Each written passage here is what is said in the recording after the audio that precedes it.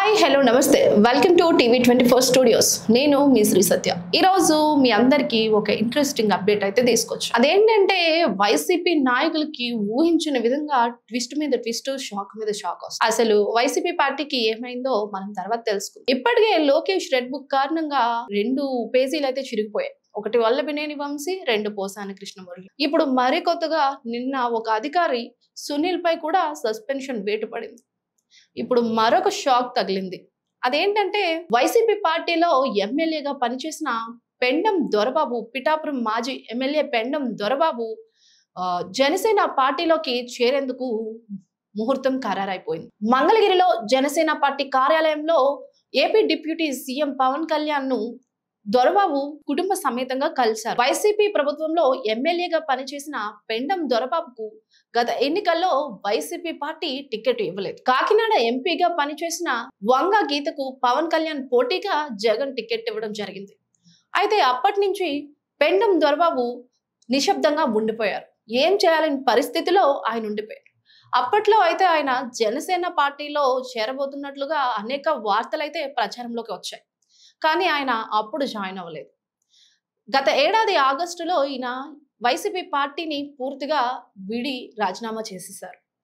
అయితే ఇప్పుడు రీసెంట్ గా ఈ నెల 9వ తారీఖున ఆయన జనసేన పార్టీకి తీర్థం పుచ్చుకోబోతున్నారు. ఈ నెల 14వ తారీఖున జనసేన ఆవిర్భావ సభలో ఎంతో మంది ఎమ్మెల్యేలు, ఎమ్మెల్సీలు చేరికలు ఉన్నాయని, భారీగా చేరబోతున్నారని కొన్ని వార్తలు అయితే వస్తున్నాయి. అవి ఇప్పటి నుంచే మొదలైపోయాయి అని మరికొంతమంది జన సైనికులు అంటున్నారు. కానీ పెండం దొరబాబు వైసీపీ నుంచి వీడి జనసేనలోకి రావడానికి ఇప్పటికీ లైన్ క్లియర్ అయిందని కొంతమంది అంటున్నారు. ఈ నేపథ్యంలో తాజాగా సోమవారం ఆయన మంగళగిరిలో ఉన్న జనసేన పార్టీ ఆఫీస్ లో పవన్ కళ్యాణ్ గారిని కలవడం అయితే జరిగింది.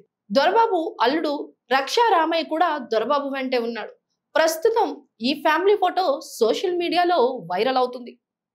ఈ సందర్భంగా పవన్ తో పాటు దొరబాబు తన అల్లుడు కూడా జనసేన పార్టీలో చేరతానన్నట్టుగా సమాచారం అయితే మనకు వచ్చింది. 2014లో ఎన్నికలు జరిగిన సమయంలో పెండం దొరబాబు వైసీపీ పార్టీలో చేరారు.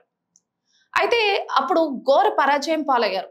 అప్పటి నుంచి కూడా ఆయన వైసీపీలోనే కొనసాగారు. అయితే 2019లో పెండం దొరబాబు వైసీపీ తరఫున పిఠాపురంలో పోటీ చేసి విజయం సాధించారు. 5 సంవత్సరాల పాటు ప్రజలకు ఆయన సేవలు అందించారు. అయితే అనూహ్యంగా 2024లో వైసీపీ నుంచి ఆయనకు సీటు దక్కలేదు. మహిళా నేత అప్పటి ఎంపీ వంగ గీతకు పిఠాపురంలో సీట్ అయితే దక్కి ఎమ్మెల్యేగా పోటీ చేసి పవన్ కళ్యాణ్ దగ్గర ఘోర పరాజయం అందుకున్నారు ఈ ఎంపీ వంగ గీత. అయితే ఎన్నికల సమయంలోనే వైసీపీని వీడాలని పెండం దొరబాబు అనుకున్నారు. ఈ మేరకు రాజీనామాకి కూడా ఆయన సిద్ధమయ్యారు. కానీ అప్పుడు రాజీనామా చేయడానికి ఆయనకు వీలు కుదరక ఆగస్టులో ఆయన రాజీనామా చేశారు. అయితే అప్పుడు రాజీనామా ఎందుకు చేయలేదు అంటే వైసీపీ బుజ్జగింపులు అయితే పెండం దొరబాబుకి చాలా బాగదు. అందువల్ల జగన్ తనకి ఏదో ఒక రకంగా సాయం చేస్తారని పెండం దొరబాబు పార్టీకి అయితే రాజీనామా చేయలేదు. కానీ ఇప్పటికీ కూడా వైఎస్ఆర్ సిపిలో